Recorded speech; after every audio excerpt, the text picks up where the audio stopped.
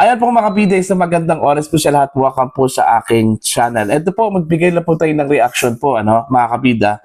Dito sa post po, kung saan po ay sinabi po mga kabida, ni Congresswoman Jervin Luistro po, ng Batangas. Siya po yung chairperson po ng Committee on Justice, na dumidinig po ngayon, mga kabida, sa dalawang impeachment complaints laban ho kay Vice President Sara Duterte.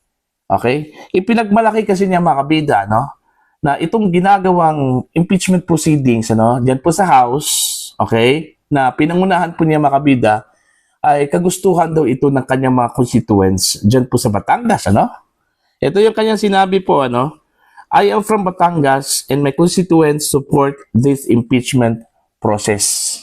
Ayun. Now, marami hong nagsilibasan po, mga kabida, kung saan po ay nagpatutuo po mga kabida na opposite yung kanya hong sinabi, Ibig sabihin po mga kabida, marami hong mga taga Batangas na ayaw ho sa impeachment proceedings, laban ho kay Vice President Sara Duterte.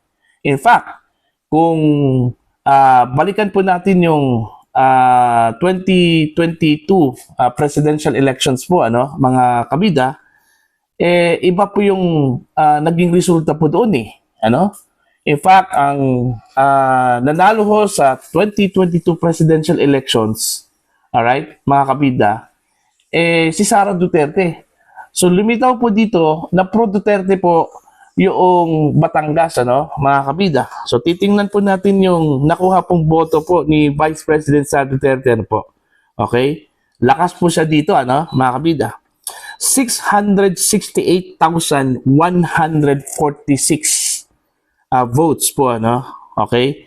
At pumapangalawa lang po dito mga kabida, ito hong si that time vice presidential candidate, si Senator Kiko Pangilinan po, na nakakuha lamang ng 396,911 votes. Alright? At pumapangatlo po dito, ito hong si Senate President now, Tito Soto, mga kabida, na meron pong 356,903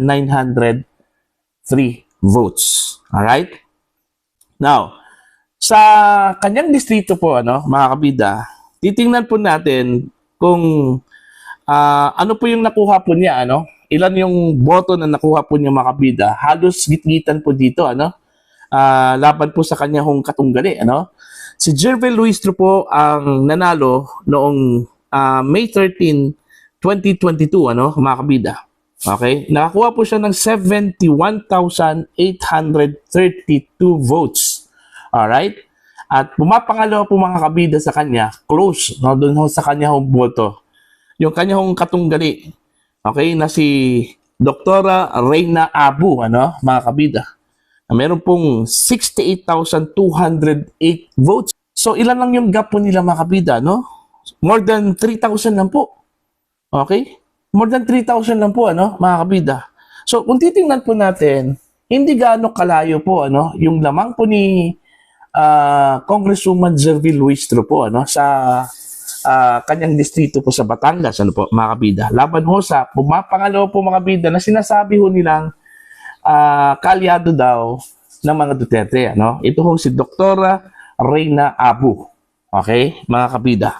Now, titingnan po natin yung reaction po. Meron pong post po mga kabida, ito kung si Eloy Bugris, kung saan po ay binuking po ng kanyang mga constituents, ito kung si Congresswoman Jervin Luistro, Hindi daw totoo mga kabida na kinonsulta daw sila ni Congresswoman Jervin Luistro dito ho sa ginawang impeachment proceedings, laban ho kay Vice President Sara Duterte, Eto, ilan po sa mga pinost po dito na mga taga Batangas po, mga kabida. Sabi po dito, solo flight lang po siya.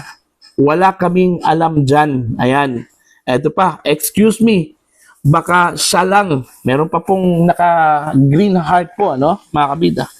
Tapos meron pa po dito, Hi Joey from Luistro District and I strongly disagree. No impeachment for VP Sara po, mga kabida. Ito pa po, no, not true. Kontra kami sa impeachment of our VP Sara po, mga kabida. While ito pa po, San Pascual, Batangas. Siya lang ang may gusto niyan. Di naman siya nagtatanong sa mga taga Batangas. Ayan. Ito pa po, no? From Batangas, distrito ni Luistro. Note to impeachment, solid VP Sara. Ayan, naka-heart pa po mga kabida, no? So, ito pa lang, indikasyon po ito na hindi po totoo. Yung sinabi po ni Luistro po mga kabida, na ito po ang kagustuhan po ng kanyang mga constituents sa Batangas, ano? Mga kabida. Okay?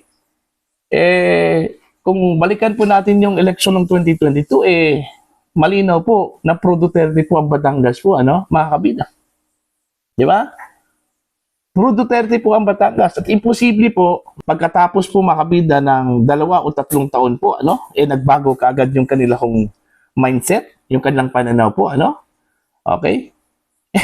Kung tutuusin po natin, susundan po natin yung mga election service po makabida, no?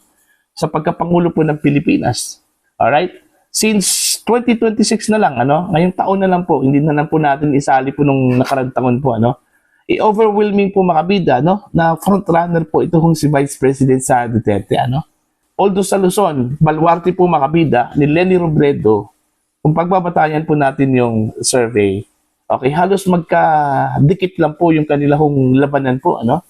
Pero pagdating mo sa Visayas at saka pagdating mo sa Mindanao, wala. Malayo po masyado, ano, mga kabida.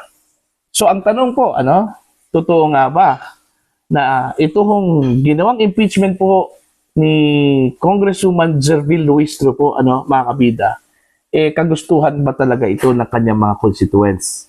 Okay? Nagsagawa ba siya ng consultation sa kanyang mga constituents, ano? Mga kabida? Okay? Kung payag ba sila na i-impeach po ang Vice Presidente po, ano? Mga kabida? O baka sa kanya lang po yan? Alright? Kasi kung titingnan po natin yung resulta po ng election po, ano? Halos magkadikit po sila dito, eh. Muntik na po siyang nasilat dito, ano? Mga kabida. Okay? Dito sa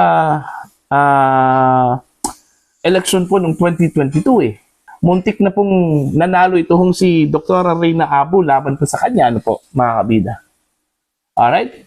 At I'm sure ganito din yung pulso po makabida ng mga kababayan po natin sa iba't ibang mga distrito po o congressional districts. Ito kong mga sumusuporta po makabida ng impeachment proceedings, ano, laban ho sa PC Presidente, malamang po hindi po nila kinukonsulta yung mga kababayan po nila, no? Yung mga constituents po nila sa kanilang mga distrito, ano po, mga kabida. Basta lang, bumoto na lang po sila, sumuporta na lang po sila dito, ano? Sa impeachment, mga kabida, laban ho sa Vice Presidente. Alright? Kaya, kung maalala po niyo yung mga kabida, nung nakaraang 2025 midterm elections, alright?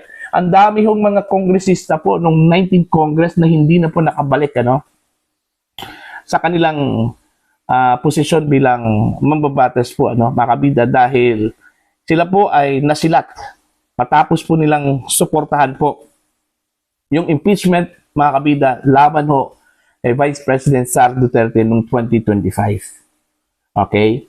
Marami hong mga kilalang mga mambabatas po na nasilat po, hindi ho nakabalik, natalo po ng mga kalaban po nila na perceived to be supporters of Vice President Sara Duterte and the Dutertes, ano?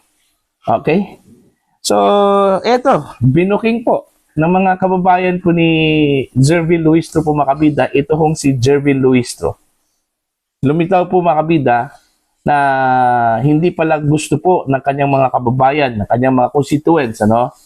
Na i-impeach ito kung si Vice President Sara Duterte, ano, mga kabida.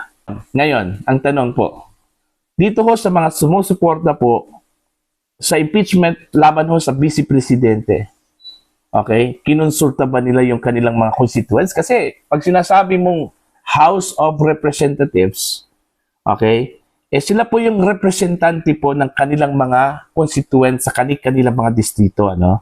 So, nararapat lang po mga kabida, no? Na bago po sila gumawa po ng hakbang, katulad po ng impeachment proceedings, ano, diyan po sa House, sana kinonsulta muna nila yung kanilang mga constituents. Alright? Kung talaga bang gusto ba nila ito, Okay? Ito hong impeachment proceedings laban ho sa Vice Presidente o hindi. Ganun lang po yung kasimple eh. Kasi kinatawan po sila mga kabida ng kanilang distrito. Kaya nga binoto nga sila eh. Kasi sila po yung representante po ng boses ng kanilang mga distrito, mga kabida. Tapos, magdidesisyon lang po sila ng sarili po nila mga kabida, Okay? Magdedesisyon lang po sila na ito po yung dapat gawin po nila, na hindi lang man kumukonsulta dun ho sa kanilang mga constituents, sa mga taong nagpaupo po sa kanila, dyan sa kanilang posisyon po, mga kabida? Oh. See? So, titingnan po natin. Okay? Baka kung magkaroon po ng survey dyan po sa Batangas, baka naman po, isampal po yung katotohanan po, dyan po sa Batangas po mga kabida, na ang Batangas po ay pro Duterte mga kabida at hindi po nila gusto ito hong impeachment proceedings na ginawa po dyan po sa House of Representatives na pinangunahan po mga kabida ng kanilang representante, na si Congresswoman Zerville Luistro, mga kabida.